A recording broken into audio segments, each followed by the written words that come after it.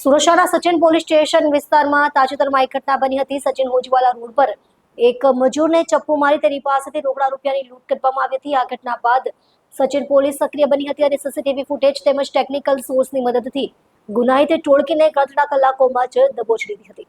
હોજીવાલા પાસે લૂંટ પ્રકરણમાં પોલીસે 3 આરોપીઓની ધરપકડ કરી છે, જેમાં 2 રીઢા ગુનેગારો અને એક કિશોરનો સમાવેશ થાય છે। પકડાયેલા આરોપીઓમાં રૂપેશ મરાઠે નામનો આરોપી સૌથી ખતરનાક છે। તેની વિરુદ્ધ અગાઉ હત્યા અને હત્યાના પ્રયાસ જેવા ગંભીર 7 ગુનાઓ નોંધાયેલા છે।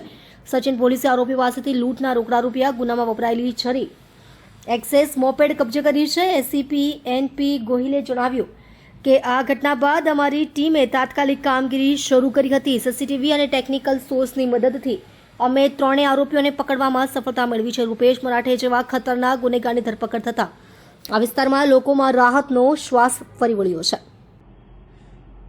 તારીખ 19/4/2026ના રોજ સચિન પોલીસ સ્ટેશનમાં એક અનડિટેક લૂંટનો ગુનો દાખલ થયેલો છે। આ ગુનાની વિગત એવી છે કે ફરિયાદી શ્રી તારીખ 19/4/2026ના રોજ લગભગ રાત્રિના 7:30 વાગે મજૂરી કામ કરી અને એના ઘર તરફ હોજીવાલા ઇન્ડસ્ટ્રીયલ એસ્ટેટ વિસ્તારમાંથી પસાર થઈ રહ્યા હતા।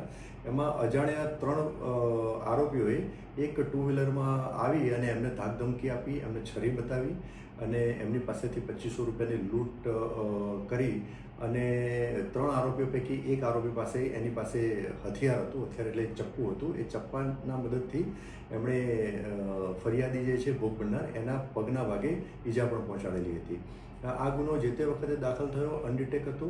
સ્થાનિક પોલીસ સ્ટેશને ગુનાની ગંભીરતાને ધ્યાનમાં લઈ તાત્કાલિક અલગ અલગ ટીમો બનાવી અને ફિલ્ડમાં એમના જે સોર્સ હતા હ્યુમન ઇન્ટેલિજન્સ અને ટેકનિકલ સર્વેલન્સ અને આધારે સ્પેસિફિક બાતમી મેળવી અને બાતમી આધારે આ ગુનામાં જે 3 સંડોવાયેલા ઈસમોને લઈ આવેલા હતા અને 3 સંડોવાયેલ ઈસમોની પ્રાથમિક પૂછપરછ કરતાં એમને ગુનાની કબૂલાત કરેલી છે।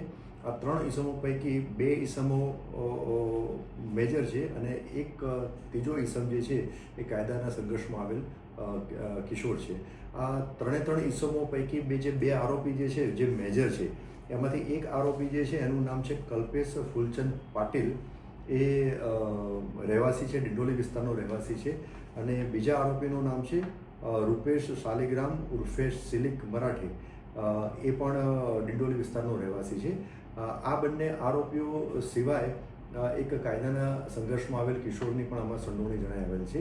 તપાસના કામે જે હથિયાર, જે વેપન વપરાયેલું હતું ચપ્પુ, એ રિકવર કરવામાં આવેલું છે અને 3 ઈસમો પૈકી જે 2 મેજર આરોપી જે છે એમની ગુનાની તપાસના કામે ધરપકડ કરવામાં આવેલી છે અને જે વાહન, જે 2-વ્હીલર હતું ગુનામાં જે ઉપયોગમાં લેવાયેલું હતું એ આરોપી નંબર 1 એટલે કલ્પેશ ફૂલચંદ પાટીલનું હતું। એ મોપેડ એક્સેસ પણ તપાસ દરમિયાન કબજે કરવામાં આવેલું છે। આ જે 2 મેઇન જે મેજર બંને આરોપી જે છે એ બંને આરોપીઓનો ગુનાહિત ઇતિહાસ પણ છે।